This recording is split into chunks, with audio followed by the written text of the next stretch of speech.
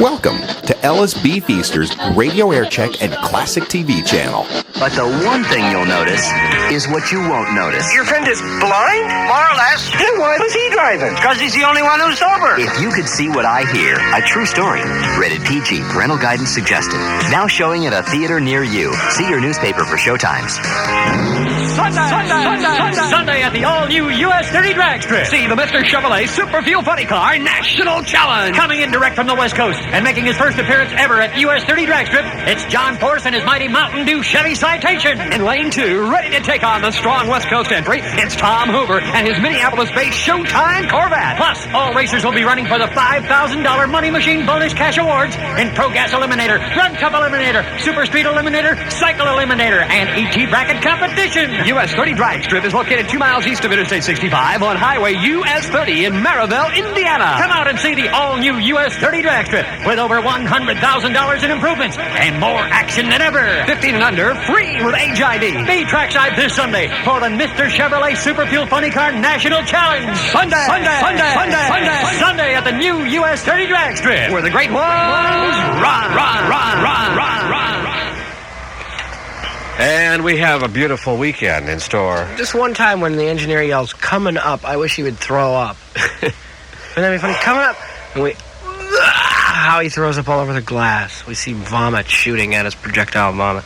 Because they always yell, "Coming up," when something's over, so you know. In the 40s tonight, 70s tomorrow. Now, Lipschitz brought this down. It's a Steve Martin stand-up. Well, it's not quite life-size, because he's a little taller than that, but it's to promote Dead Men Don't Wear Plaid. You'll notice he's not wearing plaid. How many entries have you gotten so far? Tell the truth. How many? About how many?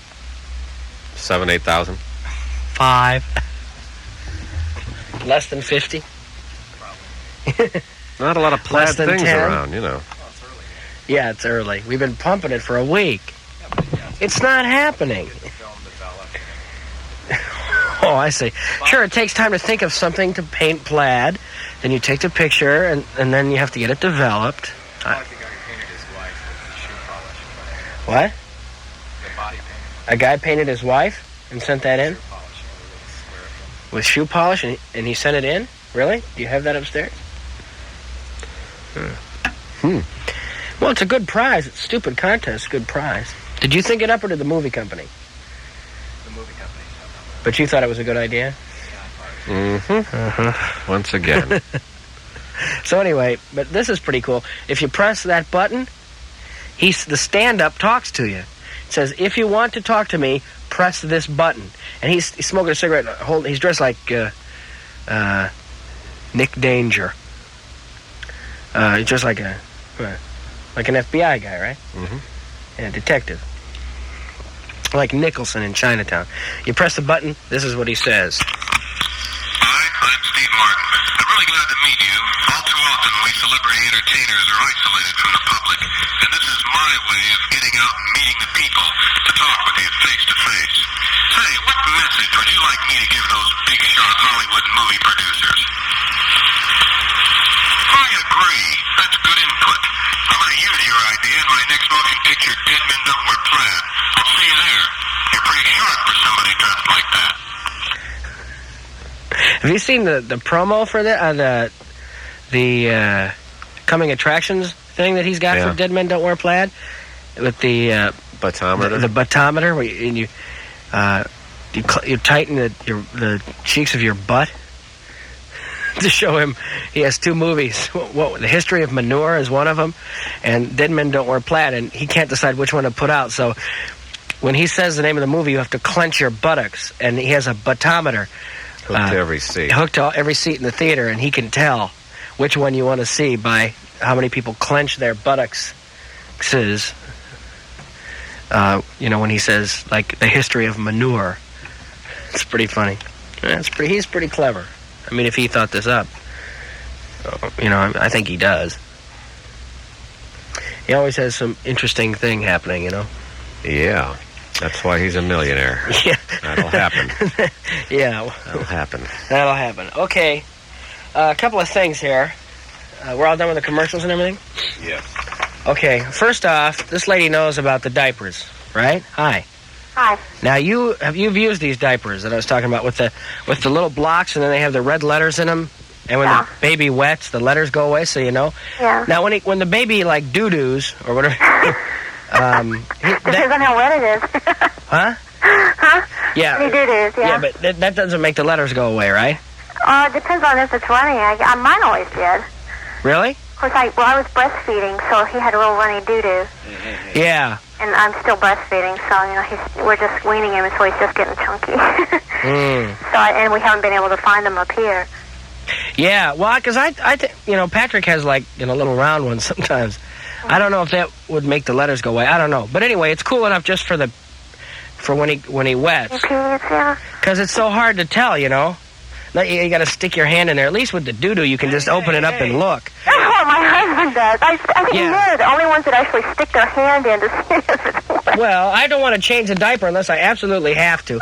So I put my hand in to see if he peed, but I don't put my hand in for the other thing. I just look because you can always see it, you know. Well, see, when Sean did it, though, we always knew because since it was so liquid, it would like shoot up his back. Yeah, well, that'll happen sometimes too. That'll happen too. But anyway, you haven't been able to find him up here either? You haven't been able to find him up here either? Nowhere. Yeah, my mother-in-law UPS's them to me from South Carolina every now and then. But they're just called Kleenex, right? Kleenex Extra Dry. Kleenex Extra Dry. And they come both with and without elastic. Yeah, with and without elastic. I keep saying I'm going to call Kleenex and ask them why. You can't get them here. My husband said he thought he remembered a Kimby's too from when he lived in Jersey. Yeah, I remember Kimby's for a while. But Kleenex makes Huggies now around here. But anyway, I say everyone who wants these cool diapers, and they smell good too. They have like a baby powder thing happening. Tighten your butt if you want these. Wait, hold on, Gary. I'm talking to someone on the phone. I'm sorry, ma'am. Gary is. Gary. The thing, and I started talking again. He can't. Gary doesn't like to talk about children because he feels guilty. All the unwed mothers that he's created in his life. Anyway, when you get to be his age. Yeah, right. 32. He still can't settle down. Can't deal with responsibility. I remember when I thought that was old. 32.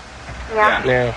Well, far away now. I can't even hear you because now he's sticking the big Steve Martin thing out the window. I don't know what the hell he's doing. This should attract some attention. If you're coming down Whacker, somebody is about to jump out of the fourth Are you going to drop him? I don't know. Well, wait, if you're going to drop him, I want to see. Steve Martin jumped, and then couples see it from over in the Sun Times building. Sightseeing, Steve Martin jumping out the window of Steve and Gary's studio. Hang on here for a minute. How can we do this? Hold him like that. Get Marcus to hold him. I haven't seen Marcus. He's sleeping in the back. Marcus out the window, yeah. Yeah, just throw Marcus out. All right, well, listen, I say we write and we get these Kleenex diapers in town. That's the only thing I can think of is just, tell everybody to write about it and everything. Yeah, because they're cool. They smell good, and I don't know about the doo-doo, but for sure if the baby pees, the letters go away. Like the doo-doo gets it kind of wet enough that you're going to know. Yeah, right. I think it does. And if it doesn't, you're going to smell it. Even over the baby powder. Okay, thanks. And I say. Yeah. Hey, good luck. It's reality. Okay, bye. Bye. Well, what are you... Oh, come on. It went off. I didn't touch it. Take the battery out of it. What are you doing? We got some rope in there, a string. All right, now, you know the guy we talked to who sat behind the column at the Park West? Oh, I remember. This lady... Hello. Hi. Now, you've been to many of our shows. Yes, a lot of them. And you have bad knees, and you had to stand for the whole show, and you still liked it? Oh, yeah, I was going to call you and tell you it was great.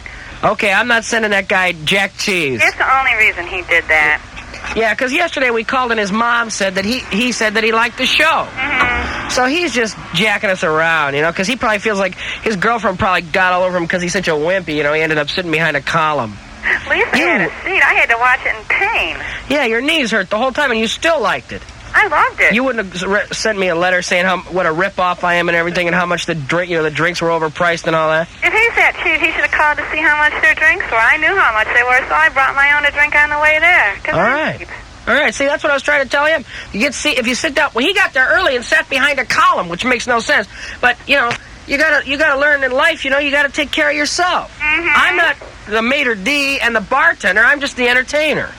So I was gonna send him the videotapes that he said he couldn't see because he was sitting behind the column, a copy of them, liquor, his money back, and all that stuff. I'm not gonna send him anything.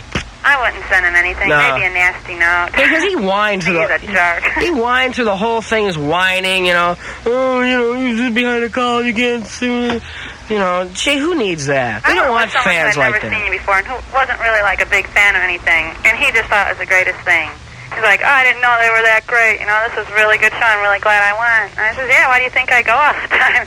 Well, and also, entertainment in Chicago, I think. Well, thank you. And also at the Park West, he could have gotten up and moved to see the stuff. Oh, I was like up by the bar, and there was a row of people sitting, and then like 2 rows of people standing, and I was standing there. So I just went and stood on the stairs because you could see a lot better.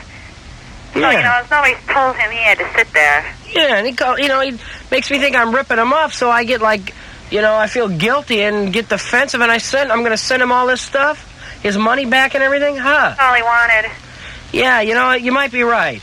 Oh, I know because we were talking to him, it was like, I mean, if I were him and I said, let's say I went and saw Steve Martin, and I wrote him a letter and said, hey, man, I couldn't see and this and that. And Steve Martin, if he just even called me, I would have said, oh, hey, don't worry about it, man. I was in a bad mood and, I love you. I mean, I was piling the gifts on this guy, still wasn't happy. So, okay, forget it. You're not getting any of that stuff. I take it all back. Good. I'll take it. I'll send you some knee pads. And we really liked the dogs, and it was really funny because on the way home we saw this vet with license plates, Mr. Spud. It was so funny. Mr. Stud or Spud? Spud. That's Spud's vet. Oh, he has his own vet now. Yeah. Actually, she's a she. Oh, she, sorry. But that's okay. But thank you for enjoying the show. Thank you for saying that. Thank you for putting it back in perspective for me. I got this negative letter. I wanted to call this guy and try and see what the problem was. Let him know that I don't make any money off the bar. I don't have anything to do with the seating or any of that. He should have bought tickets earlier, so he didn't end up in the balcony. He shouldn't have sat behind a column. He should have figured that out. But I wanted to help, and try and make things better. And the guy I couldn't get through to him, so I kept piling on the gifts. And obviously, this is the kind of guy who's got a lot of problems and is just a negative guy who you're never going to make happy, so forget it. Well, he's just going to encourage more people, even if you do a good show, to do that kind Right, just to get free stuff. So I'm not doing it. Don't do it. I agree. Okay. Yeah. All right. From now on, if I get a negative letter, I might call and say, hey, I'm sorry, and those things were out of my control, and I hope you understand, but I'm not going to pile on the gifts. That was my mistake. I should have just said, I'm sorry, it was out of my control, I apologize, and I hope it doesn't happen to you again, but I want you to know Gary and I feel bad about it, and there's nothing we can do about it. Well, he didn't really have any complaints about the show itself, right? Well, he didn't even stay for the whole show. I mean, it was weird. You're right, it was weird. He doesn't deserve anything. Okay. All right, I gotta go. Enough said. See you later. All right, thanks for the good show. We really did enjoy it. Thank you. Okay, bye-bye. Bye. Bad knees and all. Yeah, she bad knees, and she didn't complain. She liked it. Those are the kind of fans we want. Not some whiny guy who, $375 for a VO. God, man, gee. Oh, come on. I sat behind. I got there early, and I thought it would be a good place to sit behind the column, and then it wasn't. Usually, sitting behind a column is not a good place to sit. Rule of thumb. But don't you think? I mean, just us calling him should have he should have said, "Hey, that was what I would think would be the bit. We'd call. He'd go, "Oh, geez, I was just kind of." Yeah, I was in a bad mood, and But you're like stroking him to the bejesus belt, and he's just laying there with his shirt pulled up while you stroke his stomach. Yeah, whining. Yeah. Still wanting more. Oh, okay, I'll take the money back, too, then. Go to hell. Go to hell. There you go. Whining wimp. Yeah, and see where you have to sit when you go there. Yeah. Right? We don't want to ever see you at one of our shows again. We'll be looking for you, buddy.